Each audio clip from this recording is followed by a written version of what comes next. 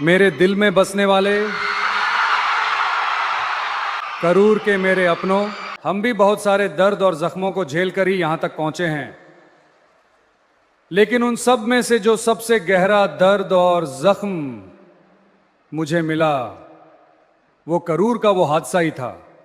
थलापति विजय को आखिर किसने रुला दिया? खुले मंच से आखिर क्यों भावुक हो गए थलापति विजय? नमस्कार, मैं आपके साथ रीना झा बालियान।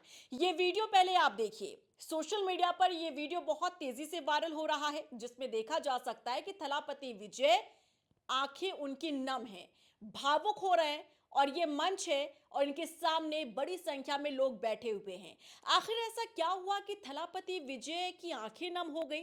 आखिर वो क्यों रोने लगे? थलापति विजय जो इतने बड़े और कड़े फैसले ले रहे हैं, जिसकी वजह से वो सुर्खियों में रहते हैं, आखिर उन्हें किसने रुला दिया?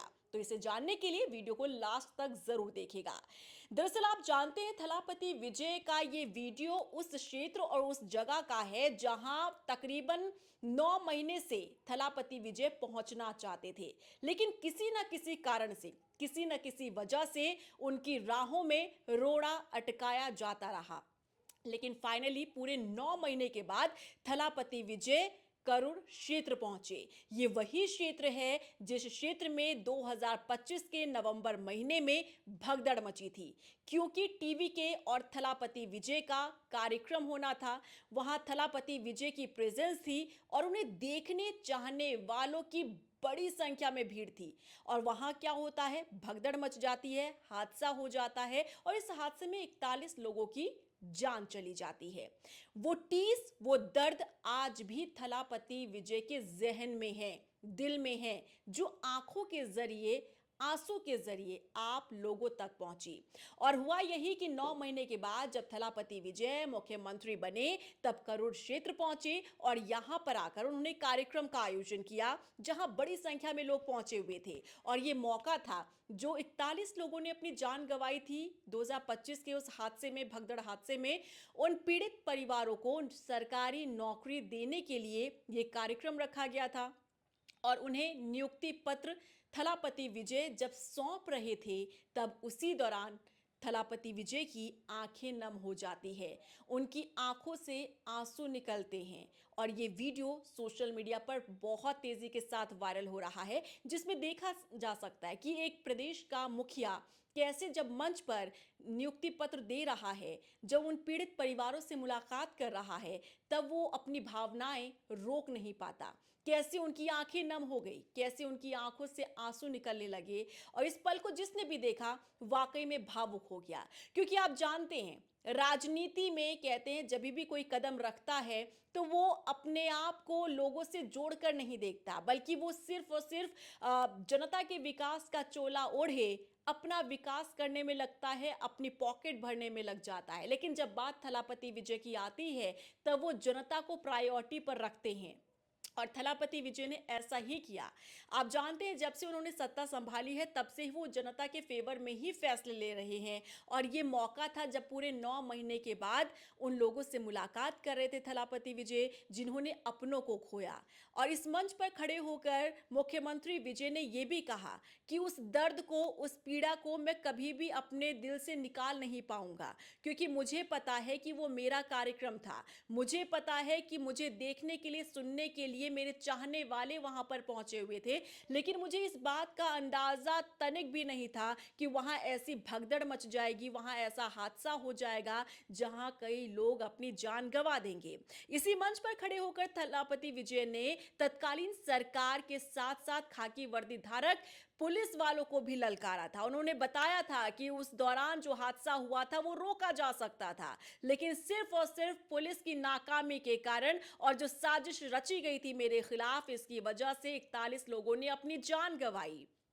और इसी दौरान जब थलापति विजय ने नियुक्ति पत्र बांटे उन पीड़ित परिवारों को, तब उन्हें देखकर वो भावुक हो उठे। क्योंकि आप जानते हैं कि जब कोई परिवार अपनों को खोता है और ऐसे में जब उसी हादसे से जुड़ी हुई कोई भी चीज की जाती है, कोई क्रिया होता है, तो अब जाहिर तौर पर लोग भावुक होते हैं। और जब पीड़ित परिवार यहाँ पर नियुक्ति पत्र लेने के लिए मंच पर जैसे ही पहुंचा, तो यहाँ थलापति विजय जब उन्हें नियुक्ति पत्र सौंप रहे थे, तो वो भी अपने आप को रोक नहीं पाए। ये तस्वीर वाकई में बताती है कि मुख्यमंत्री किसी भी प्रदेश का क्यों ना हो, लेकिन सबसे पहले वो एक इंसान होता है। उसके अंदर भावनाएं होती हैं जो आम जनता को अपने आप से जोड़े रखती है। और ऐसा ही कुछ यहाँ नज़ारा देखने को मिला जब थलापति विजय पहुंचे थे इस कार्यक्रम में, और उन्हें सुनने के लिए बड़ी संख्या में लोग यहाँ पर आए थे।